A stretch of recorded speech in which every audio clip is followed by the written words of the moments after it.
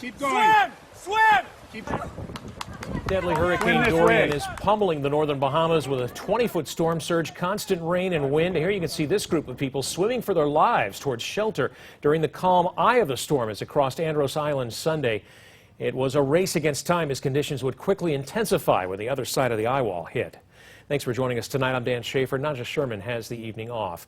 Tonight we are bringing you team coverage as the storm inches closer to the eastern U.S. coastline. In the last 10 minutes, an update from the National Hurricane Center came down with new information on the hurricane's track. WAAY 31 meteorologist Rob Elvington goes over that latest report. Rob? Still a Category 4 hurricane at the latest update, as Dan mentioned in the last 10 minutes, and you'll notice that it is awfully close to Florida right now, just due east of West Palm Beach. Again, it's still a Category 4 hurricane with winds sustained at 130 miles per hour, so that's just barely on the threshold of a Category 4, likely a Category 3 heading through the next 12 to 24 hours. And take a look at it on Storm Tracker radar. This animation is over the last couple of hours. Unfortunately, the eye wall is still stationary, so it continues to pound the northern Bahamas, bringing catastrophic winds, again winds of 130 miles per hour, about 80 miles due east of West Palm Beach right now. So here's the official track just coming down from the National Hurricane Center. Still a Category 4 hurricane. The big thing, it is still stationary, so still sitting there pounding those islands. Winds sustained at 130 miles per hour. And again, heading through the overnight hours and into your Tuesday afternoon, Tuesday evening, expected to drop down to a Category 3. Still devastating winds at 125 miles per hour. You'll notice that the entire cone from the National Hurricane Center is offshore of Florida, and it continues to move north along and just offshore of the peninsula. But you'll notice that South Carolina and North Carolina are still inside of this cone. Places like Wilmington, Cape Hatteras in North Carolina could come very close to a landfall, and then it quickly races out to sea off to the northeast, but still impacting parts of Nova Scotia. Back to you. Rob, Hurricane Dorian has killed at least 5 people in the Bahamas, giving us a preview of the deadly force making its way toward the United States. Here's what we learned in the last few hours. More than 2,700 flights in and out of the U.S. have been canceled on Monday and Tuesday ahead of Hurricane Dorian, according to FlightAware.com. 4 U.S. Coast Guard helicopters have been working rescues for most of the day, they tell us, in or near Marsh Harbor in the Bahamas. The U.S. Coast Guard commander described the scene as, quote, absolutely catastrophic. More than 2 million Americans are under mandatory evacuation orders from Florida to North Carolina. ABC's Elizabeth Herr is in New Smyrna Beach, Florida, with the latest. Here in Florida, preparations for Dorian have been going on for about a week now. Officials say they are ready, but it is imperative that residents do their part. The path of destruction in the Bahamas, catastrophic and deadly. And the stories of survival now emerging incredible. I was never scared in the storms before. This one, I was terrified. Swim! Swim! ABC News' Marcus Moore and team also on the ground when the eye of Dorian passed over hard at Marsh Harbor on Sunday.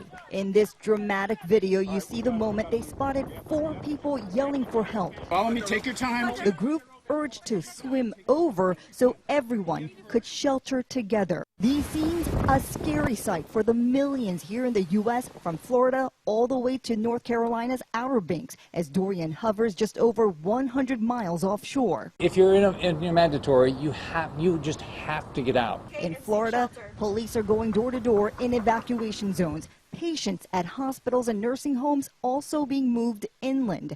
In South Carolina and Georgia, lanes of major highways now leading away from the coast. The message from authorities is clear.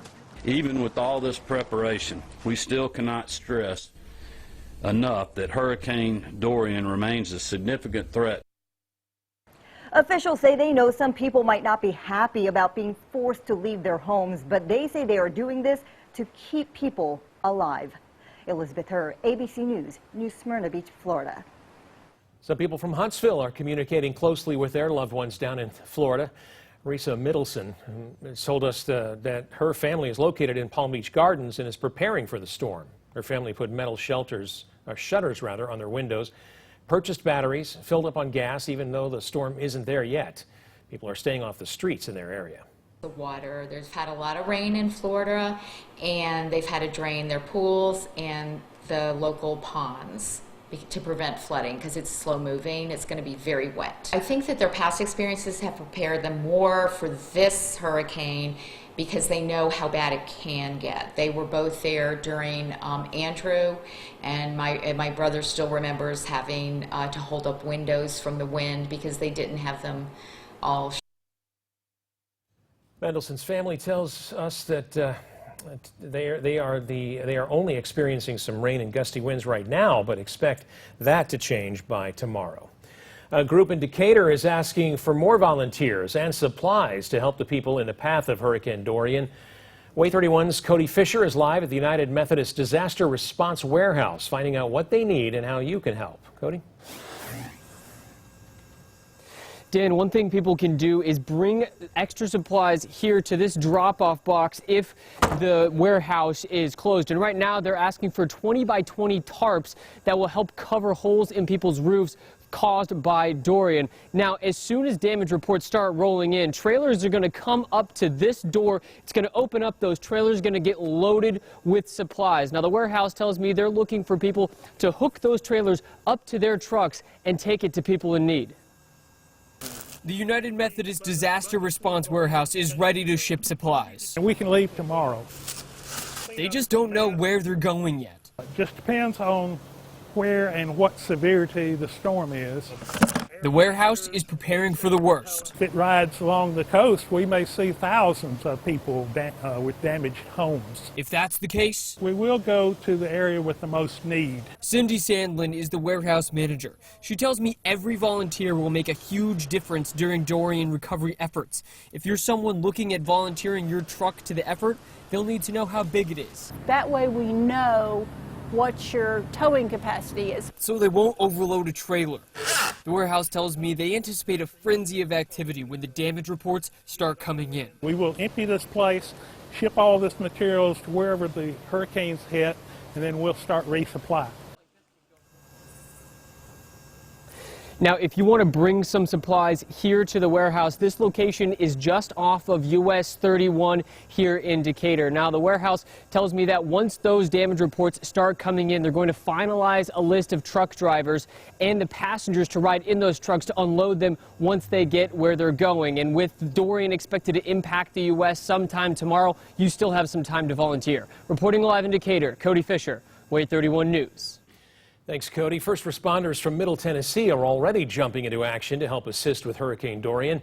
Here you can see linemen from a Tennessee power company heading towards Florida. A team of around 40 firefighters from across the state also left for the Sunshine State. And Huntsville Utilities is preparing to help victims of Hurricane Dorian any way they can. The utility says they're ready to send crews wherever they're needed. You can find all the latest updates on Hurricane Dorian and how you can help on our website, waytv.com. Just search Hurricane Dorian. New tonight, a deadly wreck near Hazel Green. The wreck involved one car. It happened on U.S. Highway 231-431 at around 4:30 this afternoon. Hemsey officials say one person was pronounced dead at the scene. At this time, we don't know that person's identity. State troopers are investigating. A clear, mild night underway across North Alabama. Here's a live look from our Huntsville from our Way 31 Ridgeline Construction Camera Network. Perfect wrap to a holiday weekend. Way 31 meteorologist Rob Ellington is in the Storm Tracker Weather Center with what we can expect as we head back to work and school tomorrow. Rob?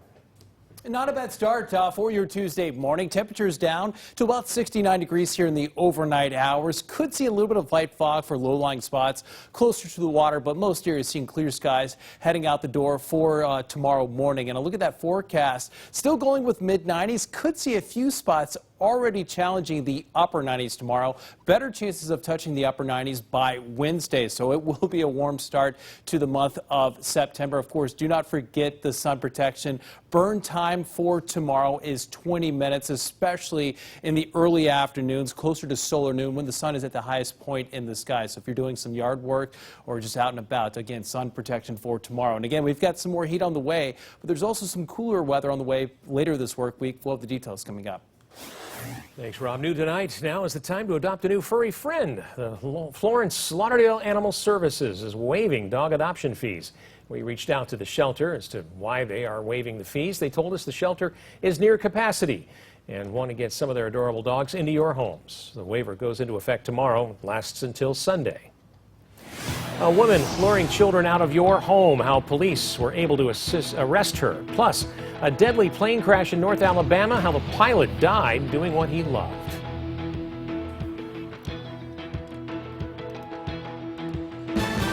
Coverage you can count on. You're watching Way 31 News with Dan Shaver, Najah Sherman, Chief Meteorologist Kate McKenna, and Lyndon Blake with sports.